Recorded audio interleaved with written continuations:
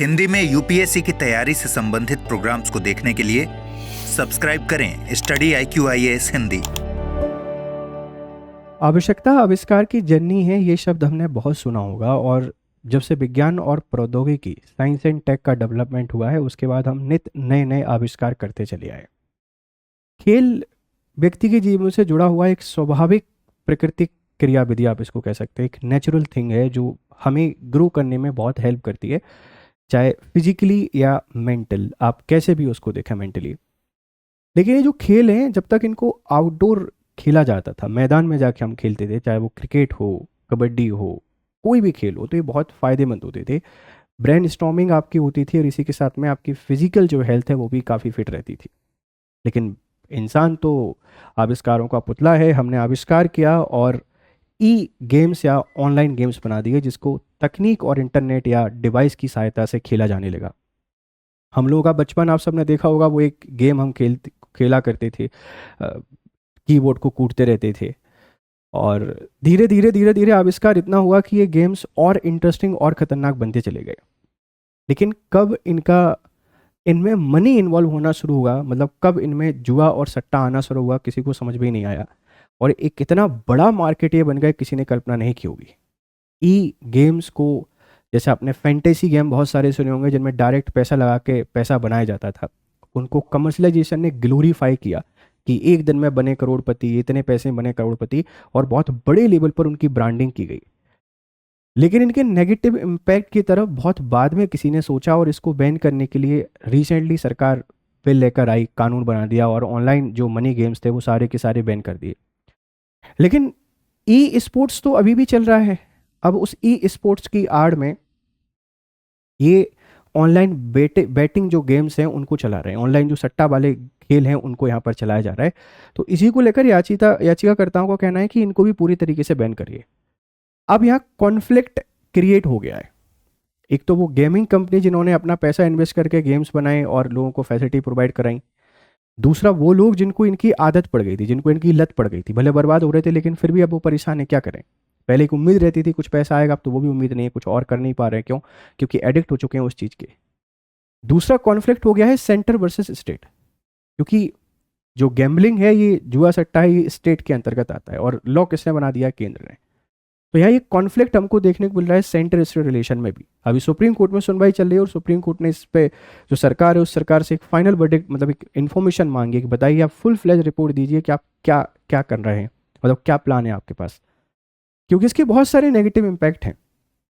बहुत सारे लोगों की जीवन बर्बाद हो गए हैं, कितने लोगों ने सुसाइड कर लिए, फिनेंशियल लॉस हो गए हैं, जमीन है, प्रॉपर्टी, सब कुछ बर्बाद कर दिया है। सोसाइटी में बहुत सारे डिप्रेशन और इनके हमको केसेस देखने को मिलेंगे। और इसका फ़ायदा कंपनीज को, उन्होंने बहुत सारा पैसा बना लिया। जब इसको बैन किया गया तो दोनों तरफ से अफरा तफरी मची और अब ये जो ई स्पोर्ट्स हैं इस पर शायद पैसा लगाया जा रहा है, ऐसी आशंका है। तो इसको पूरे तरीके से बैन करने की मांग कर रहे हैं। हालांकि पूरी तरीके से बैन करेंगे तो फिर एक और एथिकल कॉन्फ्लिक्ट यहाँ पर निकल के आता है कि जो गेम है, जो कहीं ना कहीं व्यक्ति को स्ट्रेस रिलीज करने में हेल्प करते हैं, फिर इनका क्या होगा। तो सरकार को ऐसे लॉज बनाने पड़ेंगे कि अगर आप किसी भी तरीके से बैटिंग गेम कर रहे हैं, मतलब किसी तरीके से गैम्बलिंग उनमें चल रही है, तो उनको बैन करें। इन जनरल नॉर्मल जो खेल हैं उनको खेला जा सकता है, कोई दिक्कत नहीं है। बट अभी भी बहुत सारे खेल में पैसा चल रहा है और यही बहुत बड़ा सवाल है।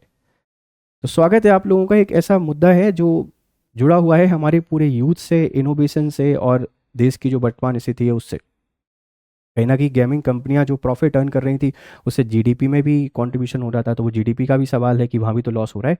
इन सबको समझने की कोशिश करेंगे। मेरा नाम है गौरव शर्मा और हम आपसे जनरल स्टडीज़ के ढेर सारे टॉपिक डिस्कस करते हैं। इकोनॉमी में आप इसको ऐड कर सकते हैं, यूथ से आप इसको ऐड कर सकते हैं, बहुत हेल्प करेगा। पूछा जा सकता है कि इस स्पोर्ट को बैन करना क्या एक तरीके से तानाशाही है या नहीं, आप इस पर अपनी राय हमको दीजिएगा। तो ये पीछे आपने एक इमेज देख ली है, अब आप आगे बढ़ने से पहले इस खबर को देखिए। ऑनलाइन जुआ सट्टा मामला, सुप्रीम कोर्ट ने सरकार से जवाब मांगा। ई स्पोर्ट्स गेम्स के नाम पर ऑनलाइन जुआ चलाने वालों पर एक्शन लेने की बात चल रही है कि अभी आपने जो, मतलब ऐसे स्पोर्ट्स को बैन किया है जो डायरेक्टली, जिनमें मनी इन्वॉल्व होती थी, जिसमें ड्रीम 11 और फैंटेसी 11 और पोकर वोकर ये सारे गेम हुआ करते थे। लेकिन अब ई स्पोर्ट्स के नाम पर इसमें क्या हो रहा है, गैम्बलिंग चल रही है।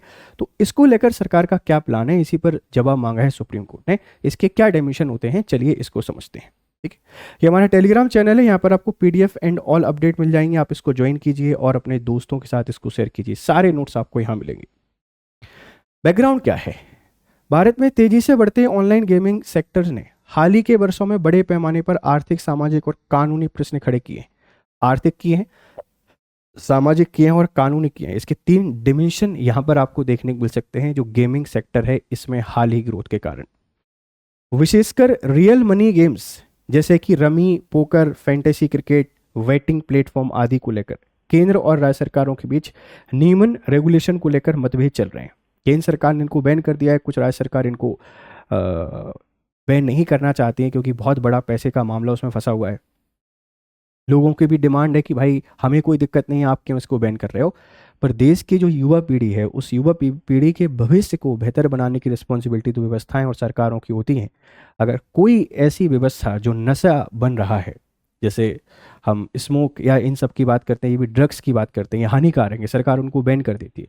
उसी तरीके से अगर ये जो स्पोर्ट्स हैं, फैंटेसी स्पोर्ट्स है या रियल मनी मेकिंग स्पोर्ट्स हैं, अगर ये एडिक्शन बन गए हैं जिससे पूरा समाज, घर, परिवार बर्बाद हो रहे हैं, तो उनको रोकना राज्य का एक नैतिक दायित्व हो जाता है, ध्यान रखिएगा। तो आर्थिक है, सामाजिक है और कानूनी भी है, ध्यान रखिएगा। इसी संदर्भ में promotion and regulation of online gaming bill 2025 संसद द्वारा पारित किया गया, जिसके खिलाफ अब कई याचिकाएं सुप्रीम कोर्ट में लंबित हैं। सरकार ने जो एक्ट बनाया जिसमें पूरे तरीके से रियल मनी इन्वॉल्वमेंट वाले गेम को बैन कर दिया है, उसके बाद ढेर सारी गेमिंग कंपनियां बंद हो गई हैं, एम्प्लॉय को निकाल दिया। एक सवाल ये भी है कि अगर ये इतना हानिकारक था तो इसको स्टार्टिंग से ही क्यों नहीं रोका गया? जब ये बहुत बढ़ गया, जब बहुत सारे लोगों का जॉब, एम्प्लॉयमेंट का सोर्स बन गया, अब आपने इसको बैन कर दिया है तो उनका जो रोजगार है उसका भी सवाल है। यूथ जो बहुत बेहतर कर सकता था वो गेमिंग में इतना उलझ गया है कि उसको कुछ दिखता ही नहीं है दूसरी चीज़ें। ये नशे से बड़ी एडिक्शन ये हो गया है, क्योंकि दुनिया में कहीं ना कोई तो गेम चलता ही रहता है। कभी आईपीएल, कभी T20, कभी वर्ल्ड कप, कभी ये कभी उसमें पैसा लगाते रहते हैं, मनोरंजन का उनका साधन बन गया है। कुछ बर्बाद होते रहते हैं, कुछ बनते रहते हैं, पर एडिक्शन दोनों को है तो वो परेशान है। तो इनिशियली स्टेप क्यों नहीं लिया गया, ये भी एक सवाल है, इस पर भी सरकार को जवाब देना चाहिए। तो जब इस पर बैन लगाए गए इन रियल जो मनी गेम्स हैं, तब से ये सुप्रीम कोर्ट में सभी लोग सवाल खड़े कर रहे हैं कि सरकार का ये करना एक तानाशाही है। आपको क्या लगता है, तानाशाही है या नहीं है? प्लीज़ आप इसको हमें एक बार जरूर बताइएगा। याचिकाकर्ताओं की मांगे क्या हैं? आईटी एक्ट की धारा 69A के तहत सभी ऑनलाइन वेटिंग जुआ प्लेटफॉर्म को ब्लॉक किया जाए। आपने रियल मनी गेमिंग्स को बैन कर दिया है, लेकिन अभी भी जैसे आपने देखा होगा कि कुछ खेल हैं, जैसे आप उसको कह सकते हैं ई स्पोर्ट। ये ई स्पोर्ट तो चल ही रहा है ना अभी भी, इसमें लोग अपने हिसाब से पैसा लगा लेते हैं, प्लेटफॉर्म पर नहीं, वो इंडिविजुअली यहाँ पे लगा लेते हैं। एक और आपने देखा होगा कि हम लोग गेम खेलते रहते थे बचपन में, उस गेम को आज भी ये लोग खेलते रहते हैं, जैसे शतरंज है, इस शतरंज को ये खेलते हैं ई स्पोर्ट के तौर पर और इसमें भी पैसा इन्वॉल्व कर लेते हैं। कई सारे गेम अभी भी हैं जो ई स्पोर्ट्स के या ई गेम्स के तौर पर खेले जा रहे हैं, उनमें पैसे का इन्वॉल्वमेंट है, मतलब दूसरे तरीके यहाँ पे खोज लिए। जैसे हमने टिकटॉक को बैन किया तो टिकटॉक को रिप्लेस किसने कर दिया? इंस्टाग्राम ने। टिकटॉक को बैन करने के पीछे चाइना की कंपनी थी, वो तो एक रीजन था, लेकिन सोशली हम किस तरीके से उससे ख़त्म होते जा रहे थे वो भी एक बहुत बड़ी वजह थी। लेकिन इंस्टाग्राम ने उसको रिप्लेस कर दिया, उसका कोई समाधान नहीं मिला। आप इंस्टाग्राम को जाके देख लीजिए क्या हालत है, और रील्स और शॉर्ट्स ने जीवन को एक अलग ही तरीके से परिभाषित कर दिया है, जो पूरा सामाजिक और नैतिक पतन हमको वहाँ देखने को मिलता है। फिर हम उम्मीद करते हैं कि भारत को हम विश्व गुरु बनाने की बात करेंगे। कैसे संभव है जब बच्चा पढ़ ही नहीं रहा है, बच्चे का ध्यान ही नहीं है एजुकेशन पे, बच्चा पूरे तरीके से वहाँ खोया हुआ है, उलझा हुआ है, तो उस पर सरकार को ध्यान देना चाहिए। तो अब इन लोगों का कहना है भाई पहले बैन करते, अब तो इतना बढ़ गया है, आपने बैन कर दिया तो हम परेशान हैं, कुछ हमको समाधान सुझाइए। और यही बहस चल रही है अभी सुप्रीम कोर्ट में। इन ऐप से जुड़े बैंकिंग और यूपीआई लेन देन पर तत्काल रोक लगाने के प्रावधान किए जाए। मतलब आप गेम खेलते रहिए, कोई दिक्कत नहीं है, लेकिन उससे रिलेटेड कोई भी ऑनलाइन यूपीआई ट्रांजेक्शन होता है, वो ट्रांजेक्शन हमको रोकना चाहिए।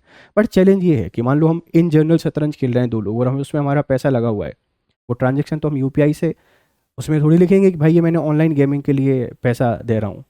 ये कैसे संभव है? तो ये भी, इसका समाधान भी हमको खोजना पड़ेगा। गूगल प्ले स्टोर और एप्पल ऐप स्टोर को निर्देश दिया जाए कि केवल लाइसेंस प्राप्त गेमिंग ऐप्स को ही प्लेटफॉर्म पर अनुमति दें। मतलब ऐसे कोई भी गेम्स नहीं हो जो लाइसेंस जिनके पास प्राप्त नहीं है। 18 से कम उम्र के बच्चों को किसी भी रियल मनी गेम या ई स्पोर्ट में भाग लेने से बैन किया जाए। देखो अब ये कानून कंपनियों के साथ में हमारी पारिवारिक जिम्मेदारी भी है। हम बच्चों की अपब्रिंगिंग ऐसी कर रहे हैं कि उनको पूरे तरीके से एजुकेशन की तरफ डाइवर्ट करें।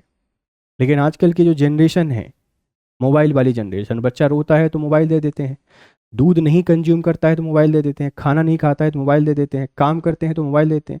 अब एक बच्चा जिसकी शुरुआत ही मोबाइल से हुई है, मतलब पहले जो दादा दादी नाना नानी पेरेंटिंग का काम करते थे वो मोबाइल करने लगा है। अब दादा दादी नाना नानी से हमारे कितने इमोशन जुड़े रहते हैं वो तो हमको पता है। अगर उसने रिप्लेस किया है दादा दादी नाना नानी को, तो वो मोबाइल से भी तो बच्चों के इमोशन जुड़ गए हैं, वो उनके जीवन का इंपॉर्टेंट हिस्सा बन गए। जैसे जैसे बड़े होते हैं वो कार्टून से गेम की तरफ शिफ्ट हो जाते हैं, तो उनको उनका जीवन वही लगता है। अगर आप उसको बैन करोगे तो वो कैसे कैसे उनके सर्वाइवल होगा। तो ये भी तो एक सवाल खड़ा होता है कि हमारी भी तो गलती है, सरकार की सिर्फ नहीं है। हमको अपब्रिंगिंग ऐसी करनी चाहिए कि जब रोए तो उसको मोबाइल नहीं, खिलौने दें। रोए जब हम उसको इसके साथ में, ठीक है, हमको बुक्स उनको देना चाहिए। तो ये अपनी रिस्पॉन्सिबिलिटी है, हमें भी इसको भी फुलफिल करना चाहिए। सीबीआई, ईडी और इंटरपोल के जरिए ऑफशोर कंपनियों से 2 लाख करोड़ रुपए से ज़्यादा की वसूली की जाए। हाँ, जो इलीगल तरीके से गेमिंग कंपनी हैं या इलीगल तरीके से जो पैसा बना रहे हैं, मनी बना रहे हैं, इनसे हमको क्या करना चाहिए, इनसे हमको पैसा लेना चाहिए, याचिकाकर्ताओं की मांग है। तो ऑनलाइन गेमिंग देखो हानिकारक तो है, इसके एक व्यक्ति के निजी जीवन पर बहुत नेगेटिव इम्पैक्ट पड़ रहे हैं। हम उनके अलावा कुछ सोच नहीं पा रहे हैं, करियर में कोई प्रोडक्टिव नहीं कर पा रहे हैं। इसके कारण डिप्रेशन, एंजाइटी, सुसाइडल केस बन रहे हैं, क्योंकि एक दिन में हर किसी को राजा बनना है।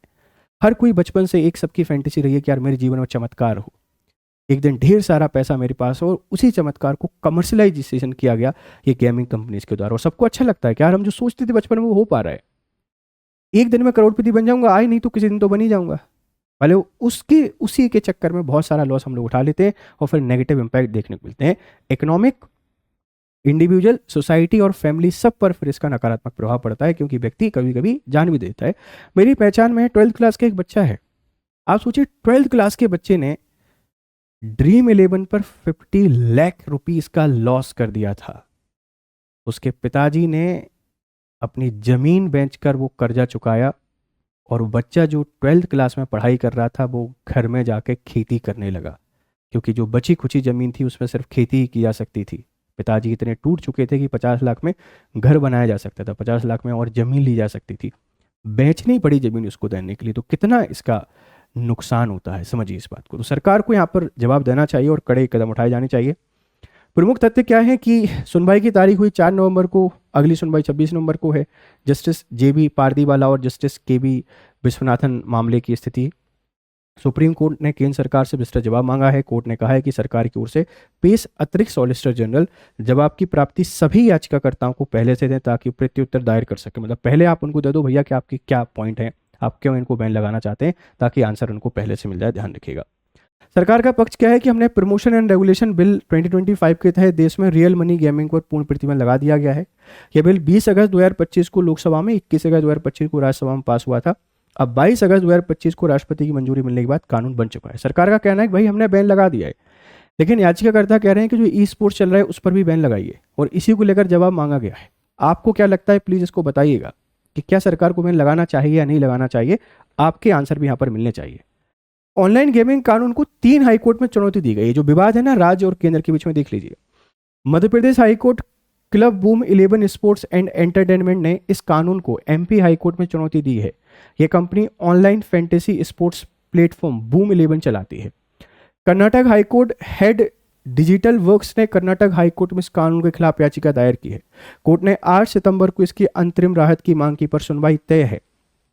Head digital works online rummy platform A23 rummy चलाती है। Delhi high court online carrom platform Bagheera carrom ने इस कानून के खिलाफ दिल्ली हाईकोर्ट में याचिका दायर की है। तो केंद्र ने कानून बना दिया, केंद्र और राज्य के बीच में कॉन्फ्लिक्ट आ गया है। राज्य सरकारों में याचिकाएं पेंडिंग है। जब सुप्रीम कोर्ट को इस पर वर्डिक्ट दे तो उसके अनुरूप राज्य सरकार को वर्डिक्ट दें, उससे पहले दे देंगे तो फिर दिक्कत हो जाएगी।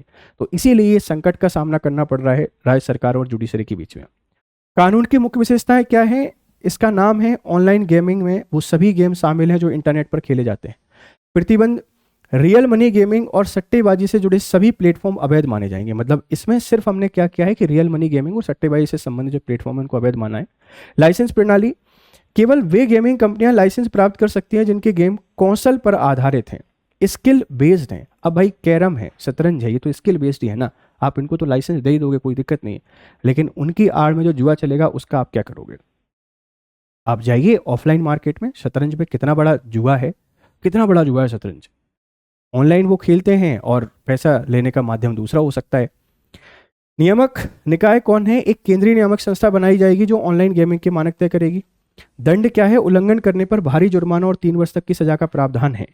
ई स्पोर्ट्स, कौशल आधारित गेम जैसे शतरंज, बैडमिंटन, फैंटेसी स्पोर्ट्स को नियमन के तहत रखा गया है, जुए अलग से। ई स्पोर्ट्स को अलाउ किया गया है नियमन के तहत, लेकिन इनकी आड़ में भी जुआ चल रहा है, ऐसा याचिकाकर्ताओं का कहना है। इसके समाधान हमको खोजने पड़ेंगे, सरकार और समाज सभी को। ठीक है, ध्यान रखिएगा। इसके प्रभाव क्या है? देखो, सामाजिक प्रभाव की आपसे कोई बात करता है तो युवाओं पर ऑनलाइन गेमिंग की लत का असर है, और इसके कारण प्रोडक्टिविटी, करियर, जॉब सब कुछ खो देते हैं, बहुत आर्थिक लॉस उनको हो जाता है। कानून पहल की बात करें तो केंद्र बनाम राज्य का अधिकार क्षेत्र, जुआ सट्टा राज्य सूची का विषय है, केंद्र सरकार कानून बना रही है, तो दोनों में यहाँ पर हमको कॉन्फ्लिक्ट देखने को मिल रहा है। आर्थिक प्रभाव की बात करें तो ऑनलाइन गेमिंग उद्योग का जीडीपी में योगदान और नियमन से प्रभाव पड़ा है, जीडीपी में लॉस हुआ है, लेकिन जो आर्थिक लॉस व्यक्तियों को हुआ है उसका क्या ही जवाब है। और नैतिक प्रश्न क्या है कि क्या रियल मनी गेमिंग को कौशल आधारित खेल माना जा सकता है? बताओ, मान सकते हैं क्या ये स्किल बेस्ड हैं? मुझे तो नहीं लगता कि स्किल बेस्ड हैं।